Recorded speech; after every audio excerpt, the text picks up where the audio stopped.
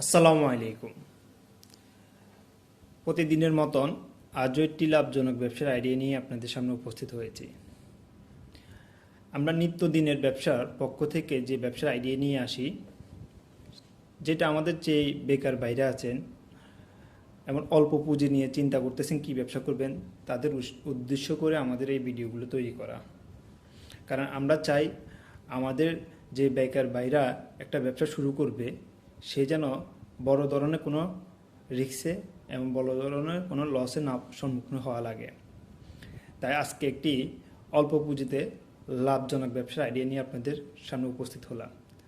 তো সবাই সাথে থাকবেন, ভিডিও শেষ পর্যন্ত দেখবেন এবং অন্যকে দেখার সুযোগ করে দিবেন। আজকে যে লাভজনক ব্যবসার আইডিয়া নিয়ে আপনাদের সামনে উপস্থিত হয়েছি সেটা হচ্ছে পেঁয়াজ, রসুন, আদা এবং আলু, যেটা আমাদের নিত্যদিনের রান্নার কাজে এই জিনিসগুলো ছাড়া রান্না করা সম্ভব হয় না। তাই আপনি যখনই ব্যবসা শুরু করবেন, যে ব্যবসাটি শুরু করবেন তার মার্কেট চাহিদাটা কেমন এবং লাভ কেমন এবং পুঁজি কেমন। আজকে আমরা যে ব্যবসার আইডিয়া নিয়ে আসছি, সেই ব্যবসা করতে আপনার বেশি টাকা পুঁজি লাগবে না এবং আপনি প্রতিদিন একটা ভালো টাকা আর্ন করতে পারবেন এই ব্যবসা থেকে। কারণ এই জিনিসগুলো আপনি রান্না করতে গেলে এই জিনিসগুলো প্রয়োজন। তাই আপনি ব্যবসা শুরু করেন। আলু, পেঁয়াজ, রসুন, আদা বর্তমানে বাজার খুব শিথিল অবস্থা আছে, তেমন বেশি বাজার ঊর্ধ্বমুখী না। কিন্তু ইদানিং কয়েকদিন আপনার পেঁয়াজের দাম বাড়তেছে, কারণ কৃষকদের কাছে তেমন পেঁয়াজ মজুদ নাই। কিছু যারা গুদামজাত ব্যবসা করে তাদের কাছে কিছু পেঁয়াজ গুদামজাত করা আছে, কিন্তু কৃষকদের দ্বারে বেশিরভাগ পেঁয়াজ গুদামজাত করা নাই। তো এই ব্যবসার কেমন লাভ?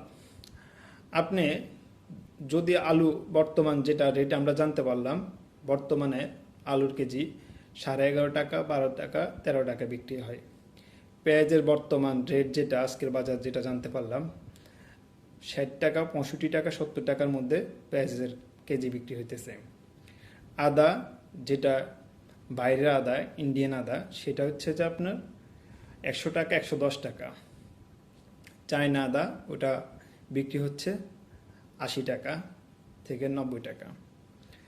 তো আপনি যদি এই পণ্যগুলো নিয়ে বিজনেস করেন, আপনি কেজি অনুযায়ী আপনি পার কেজিতে 20 টাকা, 10 টাকা, 30 টাকা হারে লাভ করতে পারবেন। সেটা ডিপেন্ড করবে আপনি কিনতে কি লাভ করছেন এবং কোথা থেকে মালটা সংরক্ষণ করতেছেন। আপনি কি আড়তদারের থেকে মালটা সংরক্ষণ করতেছেন? যারা পাইকারি ব্যবসা করে, পাইকারি বিভিন্ন আড়ত আছে, সেগুলো থেকে মাল কালেকশন করতেছেন, নাকি আপনার স্থানীয় বাজারে যারা আলুর ব্যবসা করে তাদের থেকে আলু, পেঁয়াজ, রসুন এগুলো নিতেছেন? তাদের থেকে কিন্তু একটা রেট পাবেন, কিন্তু আপনি আড়তদার থেকে আরেকটা রেট পাবেন। আর যদি আপনি কৃষকের থেকে কিনতে পারেন, সেখানে আরেকটি রেট পাবেন। তাই আপনার কেনার উপর হচ্ছে যে আপনার অংশটা থাকবে। পুঁজি কেমন লাগে? এই ব্যবসা যদি আপনি ছোট আকারে শুরু করেন, আপনি 15 থেকে 20,000 টাকার মধ্যে এই ব্যবসা শুরু করতে পারবেন। তাহলে আপনি যদি 10,000 থেকে 20,000 টাকার মধ্যে যদি এই ব্যবসা শুরু করতে পারেন, তাহলে আপনার প্রফিট কেমন থাকবে ভাই? এই ব্যবসা প্রফিট মোটামুটি ভালোই থাকে, কারণ যে জিনিসগুলো আপনি নিয়ে ব্যবসা করবেন, এই জিনিসগুলো আপনার প্রতিদিনের রান্নার তালিকার মধ্যে এই জিনিসগুলো লাগে। তাই বর্তমানে বাজারগুলোতে এটার খুবই চাহিদা আছে।